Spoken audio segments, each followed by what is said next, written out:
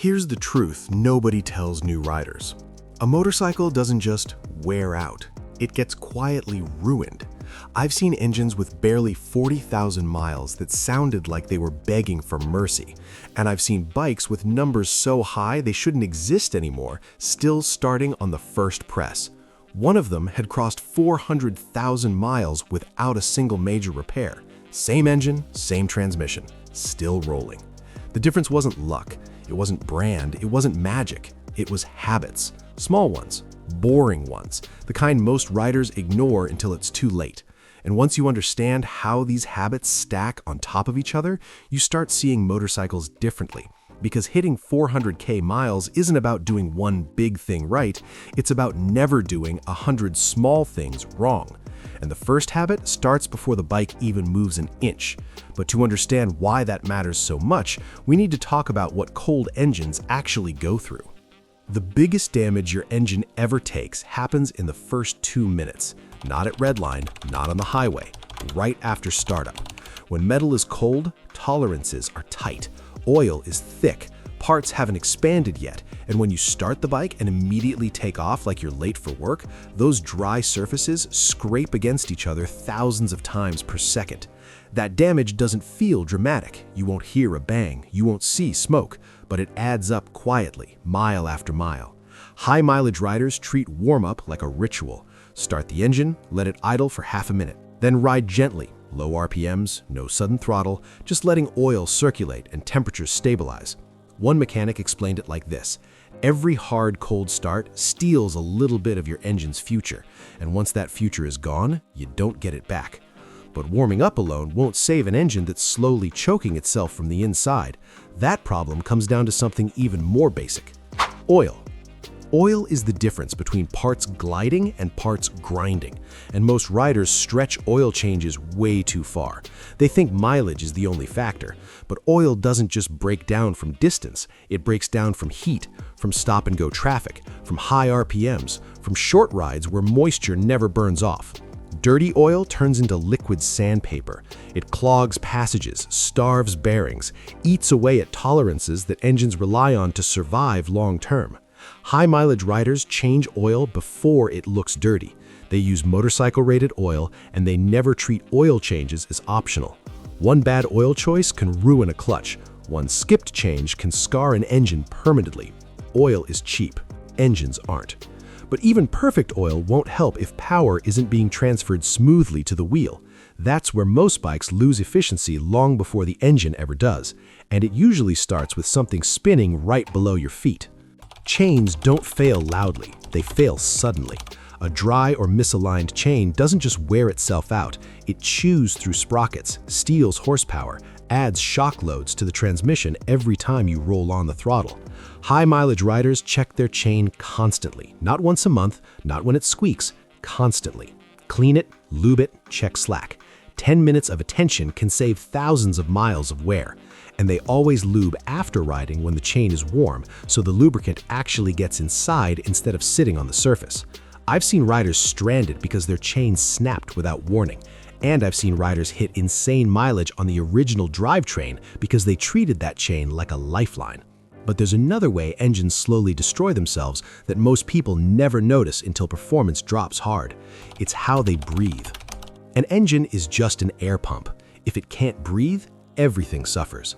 A clogged air filter forces the engine to run richer, more fuel, less air. That leads to carbon buildup, rough idle, poor throttle response, and long-term wear that sneaks up quietly. One rider I knew went through a rainy trip and never checked his filter. Mud, dust, moisture, all packed inside. A few weeks later, his bike felt sluggish and started misfiring. A fresh filter fixed it instantly. High-mileage riders check filters often. They clean or replace them before problems show up, because clean air keeps combustion clean, and clean combustion keeps engines alive. But sometimes the bike tries to warn you anyway, and most riders don't listen. Engines talk, quietly. A soft ticking, a faint rattle, a vibration that wasn't there before. These aren't background noise, they're early warnings. The riders who hit 400k miles don't ignore weird sounds, they investigate immediately, because small issues are cheap, big ones are not. Valve clearances drifting out of spec don't explode overnight. They slowly burn surfaces, they quietly lose compression, and by the time it sounds bad, the damage is already done. One rider ignored a ticking noise for months. It ended with a full top-end job that could have been avoided with a simple adjustment. Listening isn't paranoia, it's maintenance. And the same logic applies to something that touches the road but affects the entire bike: your tires. Tire pressure doesn't just change handling, it changes everything. Underinflated tires create drag, they overheat, they strain suspension and driveline components. Overinflated tires bounce, lose grip, and hammer the chassis. High-mileage riders check tire pressure weekly, always before long rides, always after big temperature changes. They don't guess, they follow the numbers in the manual. One rider ran low pressure for weeks without realizing it. The bike felt slow, unstable, brakes felt weird. Fixing the pressure fixed everything. That kind of quiet stress adds up over hundreds of thousands of miles. But there's another silent system that gets ignored until it fails completely, and when it does, it takes other parts with it. A weak battery doesn't just struggle to start the bike, it strains the charging system, messes with fuel injection, weakens spark at high RPMs, causes random issues that feel impossible to diagnose. High-mileage riders keep batteries healthy on purpose. Clean terminals, regular voltage checks, replacement before failure, not after. The same goes for fluids most riders never flush. Brake fluid absorbs moisture, turns thick, ruins calipers. Coolant gets acidic over time and eats seals from the inside.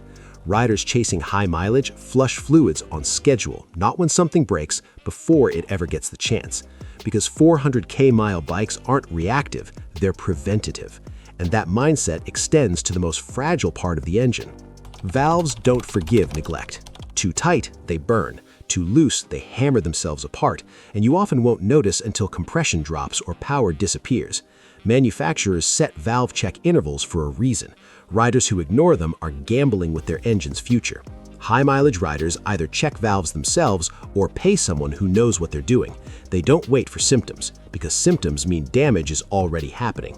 But even perfect maintenance can't save a bike that's ridden the wrong way, and this final habit is the one nobody likes to hear. How you ride matters more than what you ride. Smooth throttle, clean shifts, no unnecessary redlining, no slamming downshifts, just controlled, consistent RPMs.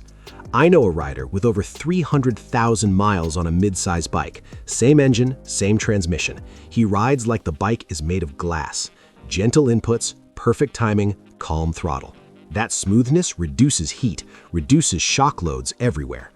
A motorcycle that hits 400k miles isn't a miracle. It's the result of someone paying attention, someone who respects the machine, someone who understands that longevity is built quietly, mile by mile.